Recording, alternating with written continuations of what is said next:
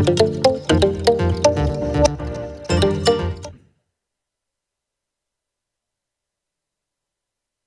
are you? Hello, everyone. Can you hear me? Hello, team. Good morning Hi. from Good Brazil. morning. We are very happy to have you. You are becoming more and more very well known in our country, and this is an invitation for you to come face to face to see us.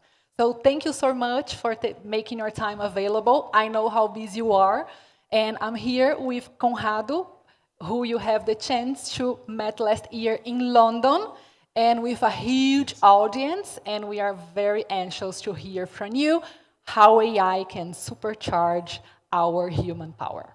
Thank Hi, you. hi, Tim. Nice having you back Hey, guys. here. And it's great to see that you have already enhanced your experience with your background ready. So very good. I think it's an amazing way to see how your background on the gaming industry can be applied and your and the way you think about experience. So thank you a lot, and the stage is yours. Thank you very much. Well, I hope everyone is having a really wonderful festival and you're feeling inspired by all of the radical imagination that you're seeing. I'm very excited to share with you guys some of the ways that we're innovating in education. So first, let me just do a quick introduction to myself. My name's Tim. I look after creative and design for the EdTech function within our company, EF Education First. And as Conrado alluded to there, I have a long background in technology, working on everything from video games to interactive TV to 3D computing on the HoloLens at Microsoft. But today I pour my enthusiasm and expertise into education, working with EF Education First. So let me tell you a little bit about EF. We are the world's largest private education company. The part of the company that I work for looks after language learning for adults, but we are a global company with lots of different businesses that range from cultural exchange to travel programs to au pair placements, and we even have the world's first triple accredited MBA program in our Holt Business School. And subsequently, through all of those businesses, we have a global presence.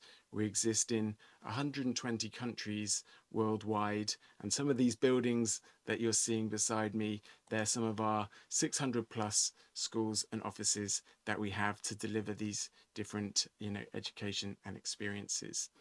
Now, as I mentioned, the part of the business that I work for, we look after language learning experiences, the product design for language learning.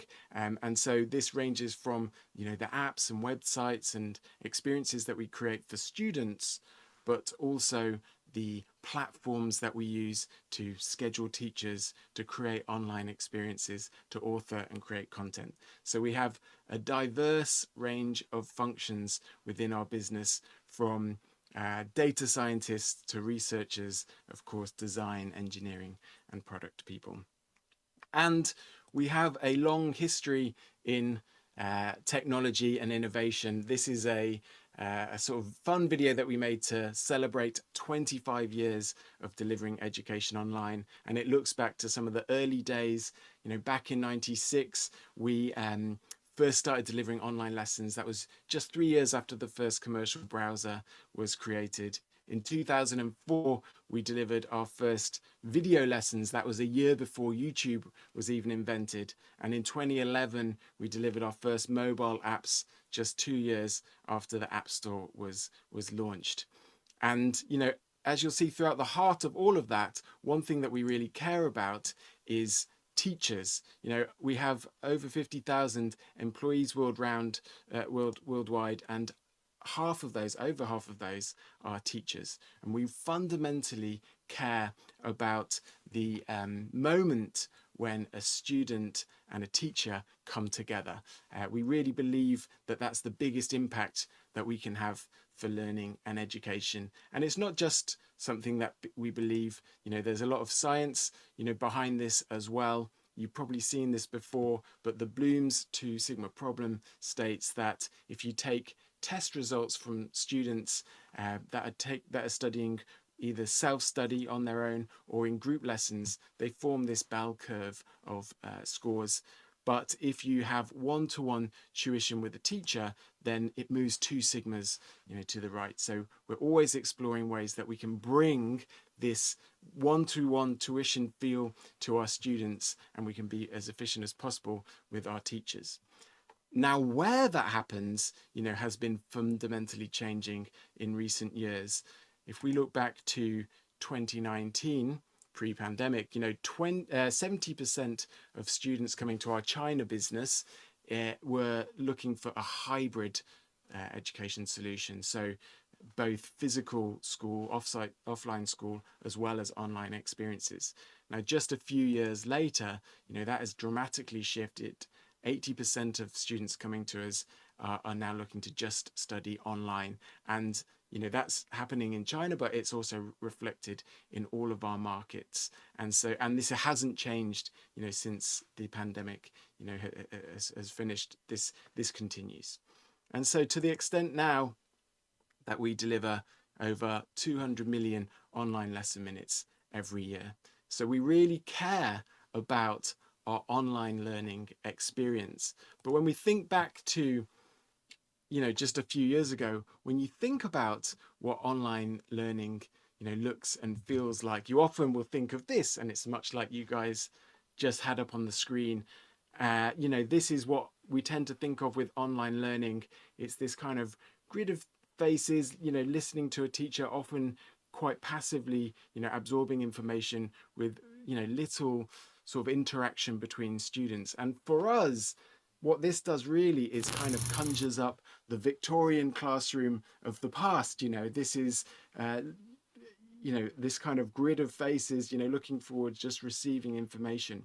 Whereas we know that that's not what modern classrooms are like today. Modern classrooms are spaces where students are able to solve problems, they're able to take agency for their learning and really explore, why they want to solve these problems. And so that's exactly what we want to create as well in our online school. And in fact, how you're receiving this information is actually being delivered through our online classroom, which I'm going to show you, in just a moment. But yeah, so we have been on this journey ourselves. This is what our classroom looked like just a few years ago. And although we're making many, small enhancements as we go, really, it didn't change all that much over the years since then. And so we knew that what we really wanted to do, now that we care about this moment between teachers and students online, is that we wanted to create a bold reinvention of what online learning, looks like and feels like. And so, that's what I'm excited to demonstrate to you guys today. And so everything that you're about to see, this is exactly how we deliver learning to our students. We have our own classroom, but we can deliver it through, this ecosystem as well. So everything you're going to see is exactly what the student sees in a full screen way. And so when our students arrive at the classroom, they'll see a waiting room, much like this.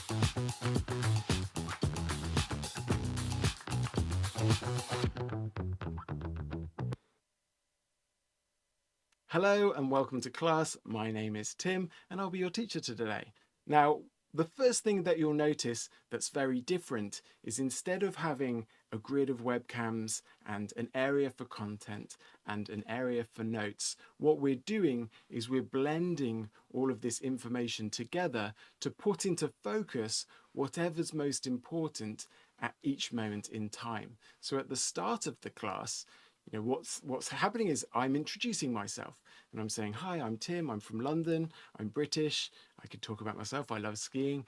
And so, we're using the teacher as part of the content because that's what is relevant in this moment of the class. But then shortly after that, it would come to me, asking the student to introduce themselves. And so then we'll change the focus and now we'll move more into the classroom space and take the focus slightly less on me And so then you can start introducing yourself, and we can keep moving through dynamic spaces depending on whatever's most important in each moment. So as we start to talk about the content of the lesson, you know, we're imagining a lesson here about traveling to an industry conference, and so we're going to explore different ways we can learn about that. And so sometimes we'll treat it still very much like slides, and we'll look at the, you know, objectives of the class. One thing that we can do really effectively in this space is use video, and so I can play videos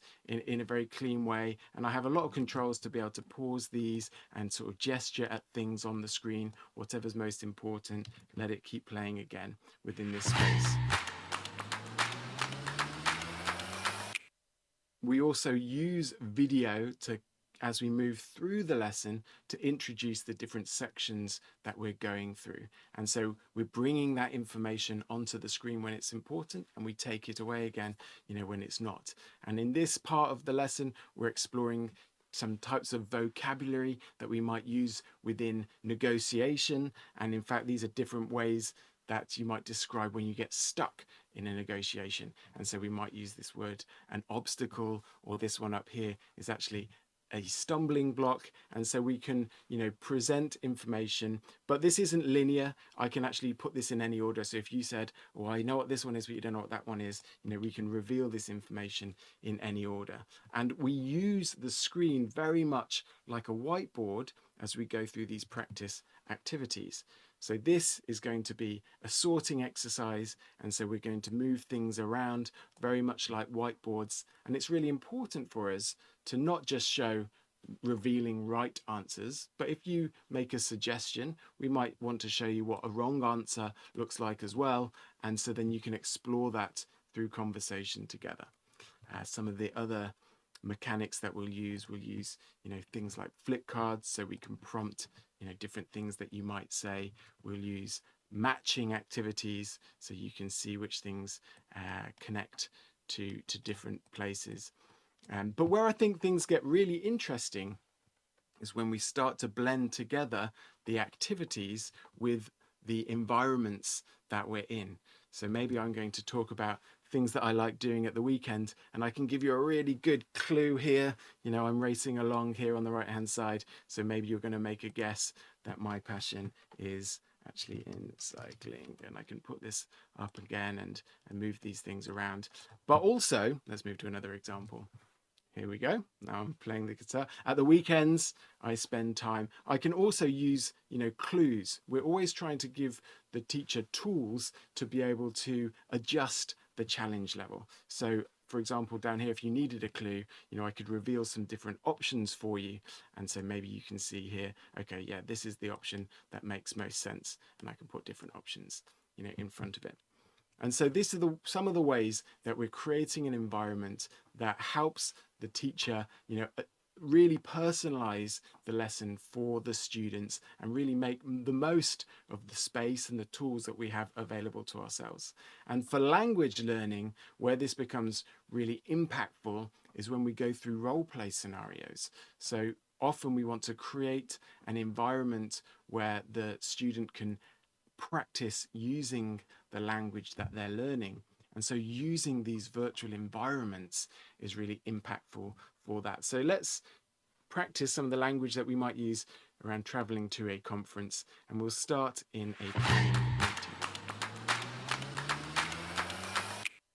So now, you know, you're going to practice talking to your manager about the trip that you're going to go on, and we can bring into the environment some of the information that you'll need to relay before that you go, and some of the plans you have for what you want to gain from the conference. And then we'll move to the airport.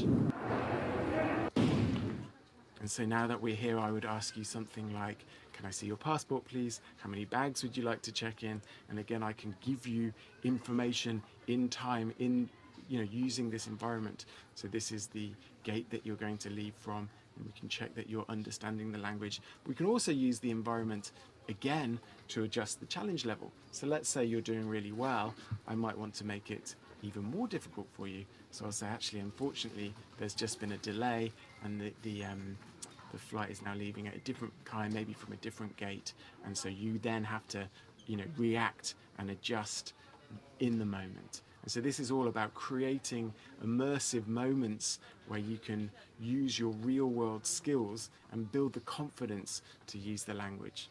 So let's keep our journey going. You know, maybe when it's time for the airplane to leave, we'll explore that. So here we are now on the flight itself, and we're, you know, potentially practicing some of the language that you'd use if you were to bump into people that are traveling to the same event as you. And now when it lands, you know, when it's trying to get over to the hotel, and so, you know, you're going to be using your skills in giving directions to explain to me, the taxi driver, where it is that you're staying. Next, we're here in the hotel itself, and I'm going to be asking you about, you know, your booking information, and you're going to relay that to me. And, you know, ultimately, you know, you complete the mission when you get your key card, and again, I will relay information to you about, you know, where you're, what time breakfast is, and things like that. You know, the next skill for this conference is to practice networking, and so, you know, we're going to be sharing business cards and practice talking about, you know, what it is that you do and your background. But ultimately, you know, this journey culminates in you delivering a speech. And so much like me, you're delivering a speech and you're looking at your notes, and I'm here in the audience as your teacher, cheering you on and giving you some sort of positive reinforcement as to how you're doing. So this is all about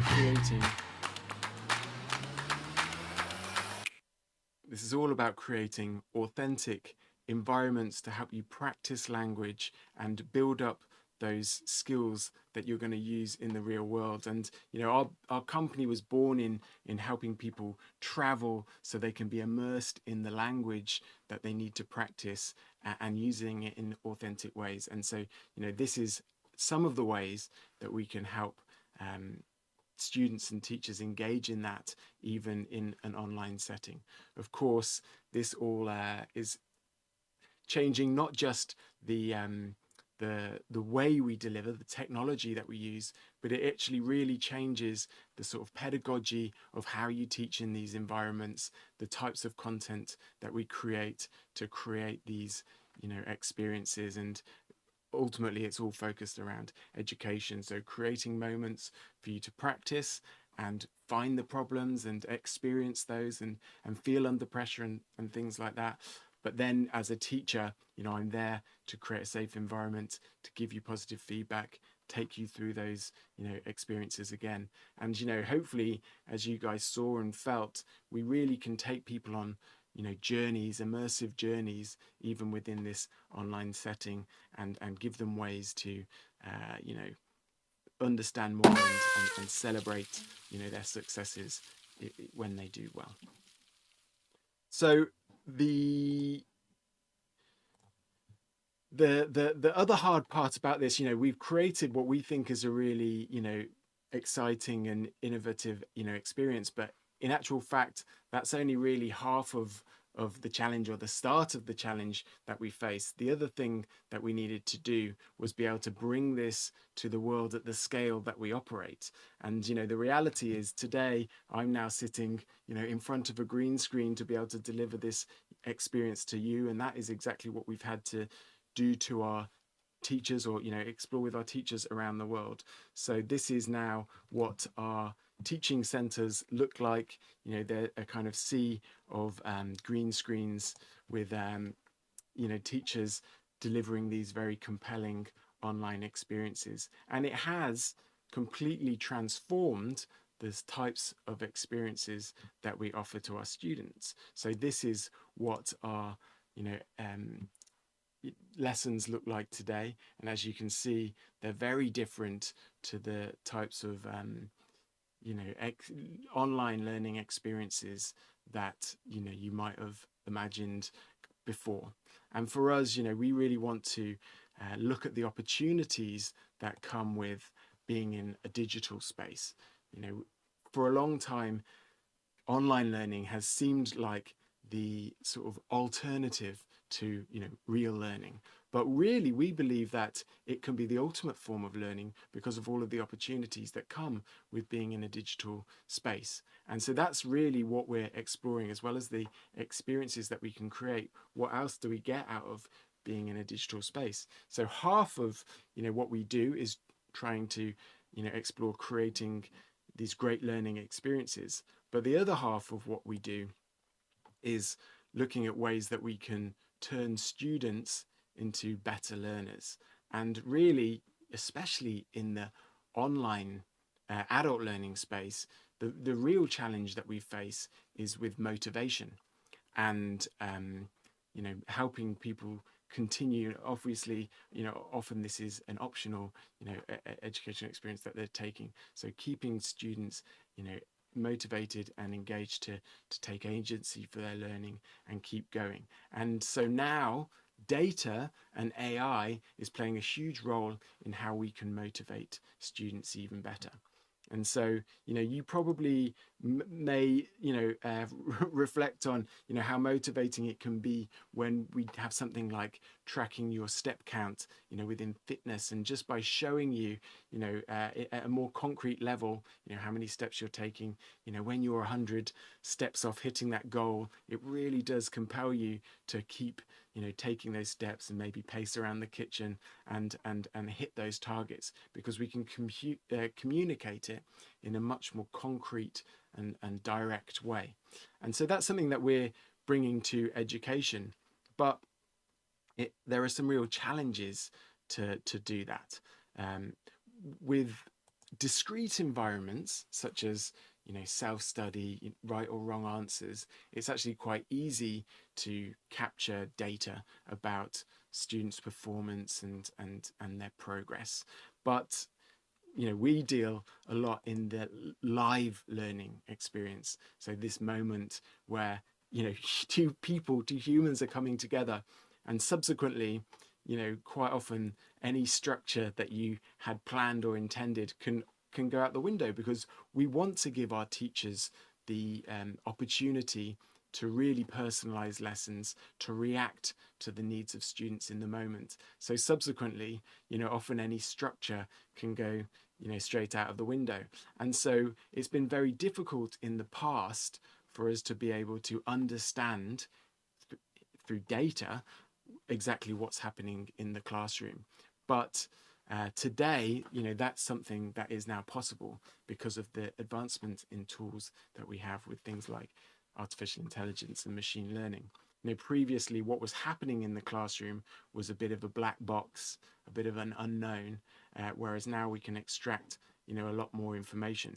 So again, this comes down to understanding the fact that we're in a digital space. So we know that every student is now sitting in front of a webcam, they're sitting in front of their own microphone, and because we do this in our own classroom, we have access to every student's individual microphone feed. So we're able to do really interesting things now. What we do in our classroom is we take all of those individual feeds and we convert them into data by transcribing, by using computer vision to extract raw data of exactly what's happening in the lesson, and then we can then convert that into different types of insights that we can give to our student. So we have lots of speaking data that we explore from the microphone recordings, and this helps us paint a really detailed, concrete and rich picture of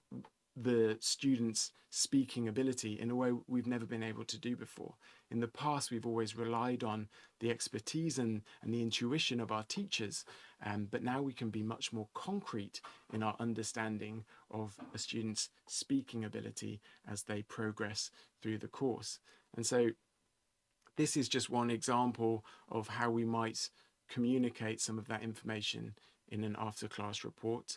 Of course, we still put the feedback from the teacher as the #1 priority, and we still care deeply about this, human experience. But much like the step count, that you saw before, we can start relaying other types of information so that the student can understand their progress and their performance in a much more concrete way. So for example, you know, in every lesson, even just at the simplest level, we can track your word count. It's a very simple thing, but it helps the student understand their participation in the lesson. It can help them understand a little bit about their confidence as they're, you know, progressing through these classes. And so being able to watch the trends of how that changes, being able to benchmark, you know, your word count against other students at your level can give you a lot more understanding about things like your participation. You know, even more than that, we can track how many unique words that you use during the class. And so this gives us an understanding of the breadth of the vocabulary that you have access to as an English speaker, as an English student. And so again, you know, that gives us good indications as to the breadth of their level. And again, for the student, it's something that they can track and they can see and they can celebrate as it goes up. Some other ways that we can communicate, we can create this sort of barcode image shows the conversation that's happening, and so all of the purple bits is when the student was speaking, and you know, specifically this is when they were speaking English, and you know, the other areas is where it's either the teacher was speaking or maybe if they fell into the native language. But it helps the student understand, you know, at what points during the class they're most active, you know, whether it's during the tasks or you know, in other areas. And we can give them information about, you know, how long they were speaking, the level of the language that they were using, you know, using the CFR levels, the recognized CFR levels, things like their longest sentences, their average sentence length, again gives us good indications of their level of fluency. And then, you know, with every lesson, we have target vocabulary that we want the students to acquire and to use and to practice using. And so we can now track exactly, did they use all of the target language that was intended from the lesson? And even more importantly, if there was any areas, any parts of language that they didn't use, then we can give them very targeted practice. So now we can give them very specific ways that they can go away and practice that language. You know, it maybe in their self-study. It gives us great tools to be able to extend what happens in the class within their self-study and also prepare for the next classes that they have. And so, you know, this is all great tools for, you know, how we communicate to students, but really what we're most excited about are the insights that we're building about, you know, learning in general. You know, we're starting to see now what sorts of behaviors, the patterns in what sorts of behaviors, learning behaviors, you know, lead to most attainment, to the fastest progression. And so these are all things like, if you take something like, you know, your unique word count, that is something that, you know, a human would never be able to track over a 40-minute lesson exactly how many unique words were used. Of course, that's impossible.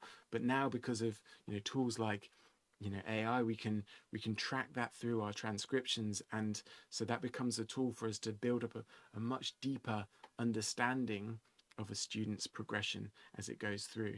So now we know more about what sort of learning behaviors we want to encourage within our schools, within our experiences.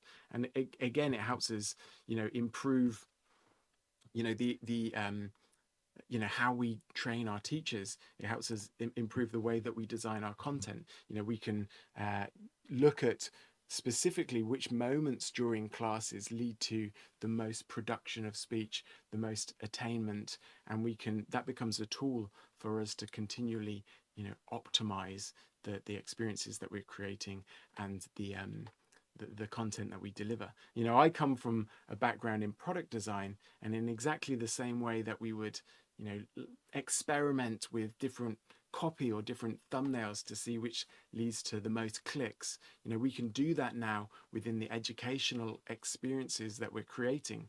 We can make small tweaks, we can try out different experiences, make small changes, and see at scale how that leads to faster progression, to better attainment. And so this is all about, hyper optimizing the way that we can deliver education in a way that was never possible before AI and these new machine learning tools.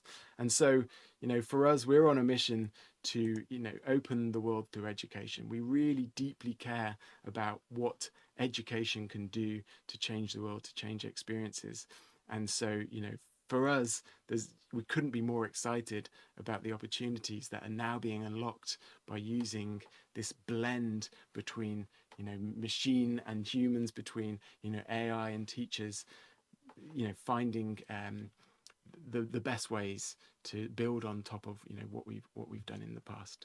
So, I'm very excited to share this with you guys, and I hope you found it interesting, and I hope you agree that it's it's a big step forwards and a radical reimagining of what happens in online education.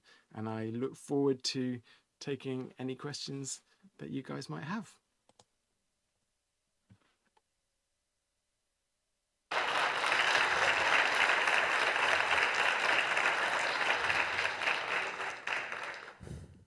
Thank you so much, Tim. Every time I hear you, I think about my learning opportunity in improving my presentation skills.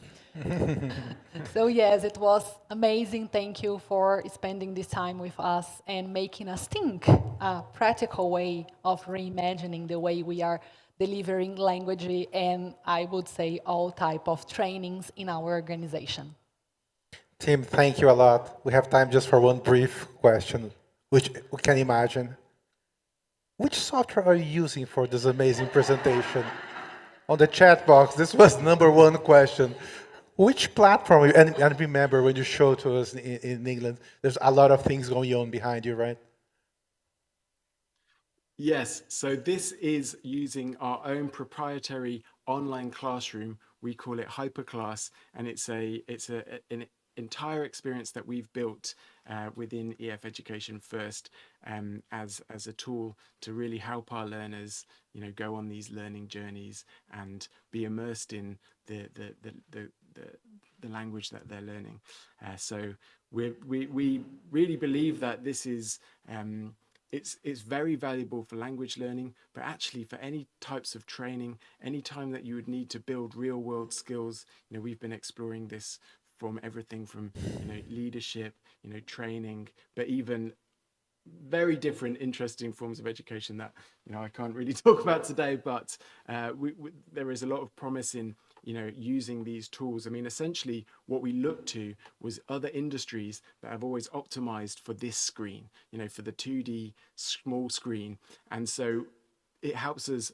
Looking at things like games and TV and different industries, we've been bringing some of that understanding and experience into education. And so all of this, there's no reason why, online education can't feel as, engaging and compelling and impactful as any of those other industries. And so, that's how we're trying to really defy the expectations of what online education is.